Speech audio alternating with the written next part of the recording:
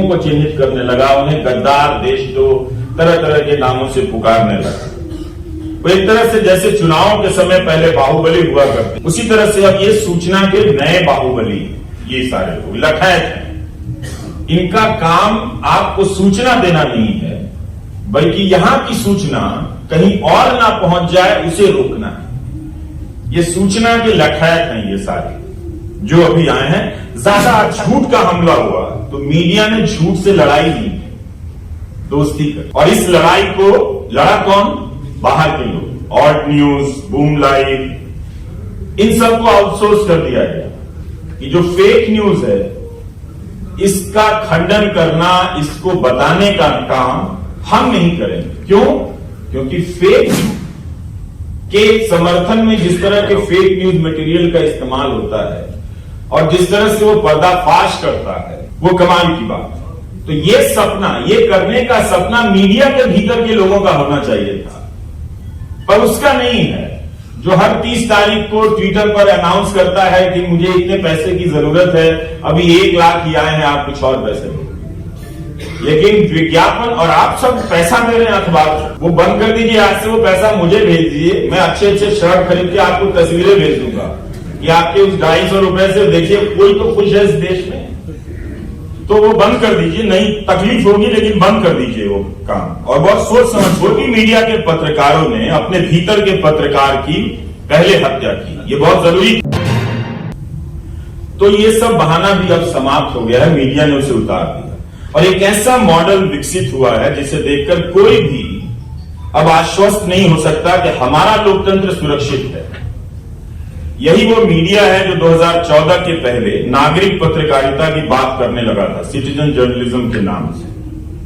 नागरिकों की तरफ से सवाल पूछकर उन्हें सशक्त बना रहा था और बीच बीच में भटक भी जाता था, भूत प्रेत करने लगता था और फिर अपने काम पर लौट भी आता था कई बार, क्योंकि जनता के बीच ऐसा कुछ घट जाता था कि उसे लगता था कि उसके होने की तमाम जिम्मेदारियों में, तमाम भटकनों के बावजूद एक जिम्मेदारी है कि उसके बीच जाना है, क्योंकि जनता के बीच किसी तरह की सक्रियता नजर आती है। और इसीलिए आंदोलनों के बीच कई बार टेलीविजन चैनल स्टूडियो बनाने लगे और लाइव वहां से रिकॉर्डिंग होने लगी। जनता के बीच खड़े होकर वहां कुर्सी लगा दी गई और एक नया तरह का स्पेस बन रहा था।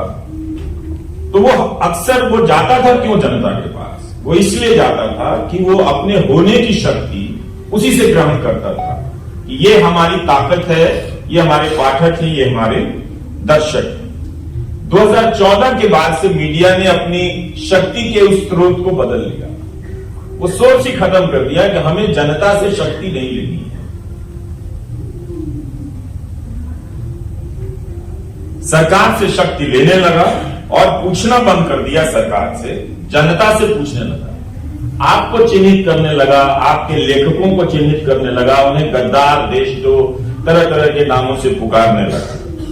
वो एक तरह से जैसे चुनाव के समय पहले बाहुबली हुआ करते थे, उसी तरह से अब ये सूचना के नए बाहुबली, ये सारे लोग लठायत हैं। इनका काम आपको सूचना देना नहीं है, बल्कि यहां की सूचना कहीं और ना पहुंच जाए उसे रोकना है।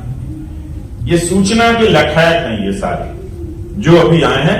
ज्यादा अच्छा शब्द गुंडा लगता है, लेकिन ठीक नहीं लगता है, क्योंकि गुंडो वो कहीं और भी उसके कई सारे अर्थ निकल आते हैं। तो इसीलिए आप देखेंगे कि वो जनता को धमकाता है। यहीं पे जब ओलंपिक पदक विजेता महिलाएं प्रदर्शन कर रही कहा करती थी कि हमारा इंटरव्यू लेने तो बहुत लोग आते, पर दिखता कहीं नहीं, उन्हें नहीं दिखाया गया।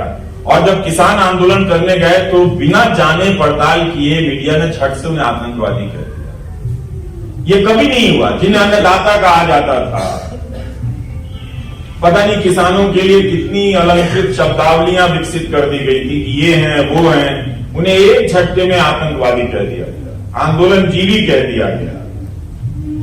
तो उन्होंने साफ कर दिया कि अब हमें इनसे अपनी शक्ति नहीं चाहिए।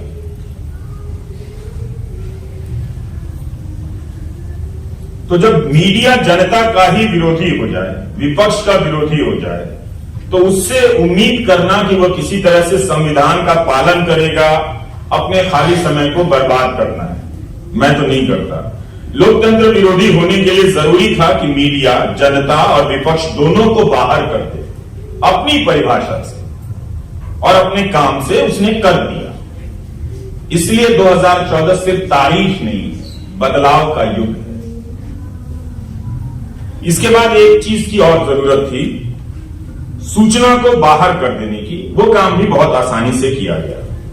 कितनी खबरें आपको मंत्रालयों या खोज कर लाई गई हैं, आप जब अखबारों को पलटेंगे तो ऐसी खबरें या इस तरह की खबर कर लाने वाले पत्रकारों की पहचान या नाम अब आपको याद नहीं आएगा। खासकर जिस गोदी मीडिया, मेन स्ट्रीम मीडिया की मैं बात कर रहा हूं, और उन्हीं की बात कर रहा हूं। यहां तक कि जब झूठ का हमला हुआ तो मीडिया ने झूठ से लड़ाई नहीं, दोस्ती करी।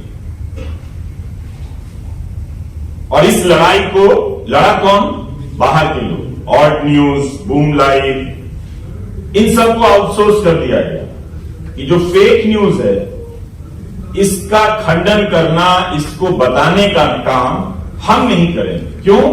क्योंकि फेक न्यूज जो है दरअसल वही सरकारी न्यूज था, वो पॉलिटिकल न्यूज था। तो अगर आप उस पॉलिटिकल फेक न्यूज का खंडन करते तो आप उसकी निगाह में आ जाएंगे। सबका मालिक एक है। तो इसलिए ऑल्ट न्यूज और बूम लाइव ने यह जिम्मेदारी उठाई, आउटसोर्स हो गया। ये छोटे छोटे संगठन मीडिया और सरकार के झूठ है। अब फर्क करना बहुत मुश्किल है। ये फेक न्यूज किसका है? सरकार का है या मीडिया का है? सरकार के लिए है या मीडिया के द्वारा फैलाया गया फेक न्यूज? तो ये लोग अब लड़ रहे हैं। यह गोदी मीडिया भी अपने आप में सरकार का एक तरह से झूठ है। तो इसलिए जब आप मोहम्मद जुबैर की टाइमलाइन पर जाएंगे तो कमाल का काम मिलेगा। यह अकेला नौजवान सिर्फ भारत के फेक न्यूज की बात नहीं, इसराइली के समर्थन में जिस तरह के फेक न्यूज मटेरियल का इस्तेमाल होता है और जिस तरह से वो पर्दाफाश करता है, वो कमाल की बात है। तो ये सपना, ये करने का सपना मीडिया के भीतर के लोगों का होना चाहिए था, पर उसका नहीं है।